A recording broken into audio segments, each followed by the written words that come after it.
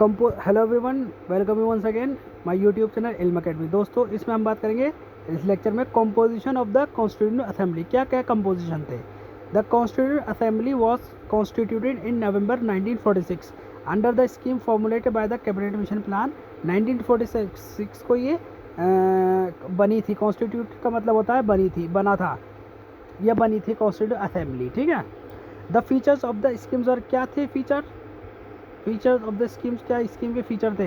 The total strength of the constituent assembly was to be 389। Constituent assembly थी, 389 member थे।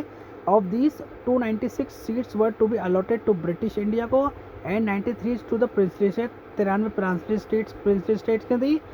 Out of 296, जिसमें से 296 seats allotted to the British India.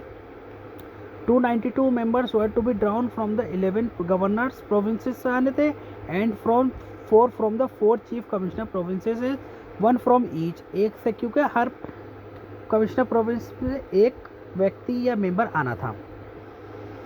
Each province and princely states और group of state in case of a small states, ठीक है, were to be allotted सी in proportion to their respective population. रफली 1 seat was to be allotted for every million population. मतलब एक seat 10 lakh लोगों पर एक सीट थी और एवरी मिलियन। ठीक है। Seats allotted to each British province were to be divided among the 3 principal communities, Muslim, Sikhs and general, all except Muslims and Sikhs को छोड़कर, in proportion to their populations. इनके मुस्लिम और सिख का भी हिसाब किताब देखना था और उनके हिसाब से सीट लेनी थी, क्योंकि हम एक डेमोक्रेटिक नेशन बनने जा रहे थे इसलिए। The representatives of each community were to be elected by members of that community in the provincial legislative assembly and voting was to be by the method of proportion representation by means of single transferable vote. ये क्या होता है proportional representation by means of single transferable vote, वो हम upcoming lectures में detail में समझेंगे। ठीक है। ए member of that committee. The representatives of the princely states were to be nominated by the heads of the princely states।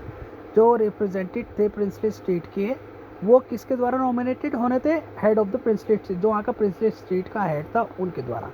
It is thus clear that the constituent assembly was to be a partly elected and partly nominated। आधी nominated थी और आधी elected थी।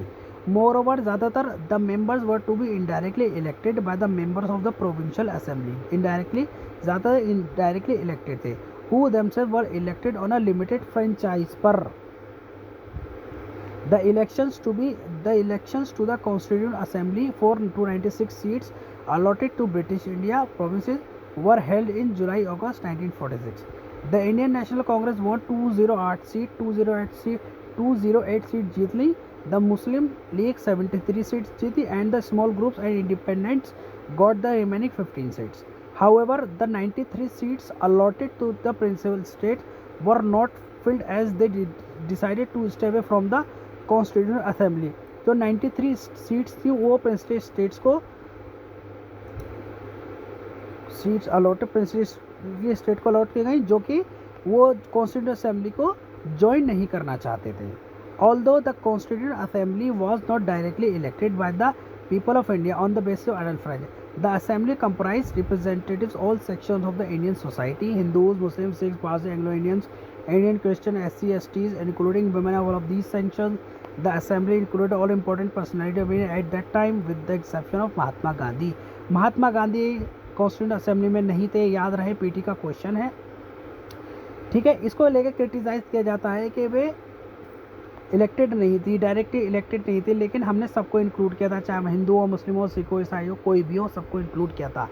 इसका criticism भी होगा आगे, वो हम पढ़ेंगे अच्छे से। ठीक है। इस लेक्चर में दोस्तों इतना ही, मिलेंगे नेक्स्ट लेक्चर में जहां हम करेंगे working of the constituent assembly. ठीक है। इस लेक्चर में इतना ही। प्लीज़ लाइक, शेयर, सब्सक्राइब ज़रूर करें। Thank you. लाइक शेयर करते रहें दोस्तों। अगर लाइव क्लासेस अगर होंगी तो बहुत अच्छा होगा हमारे लिए भी और आपके लिए भी, ताकि हम आपको डायरेक्ट हैंड टू हैंड सारे आपको क्वेश्चन सॉल्व कर सकें। Till then keep practising and keep learning. Thank you.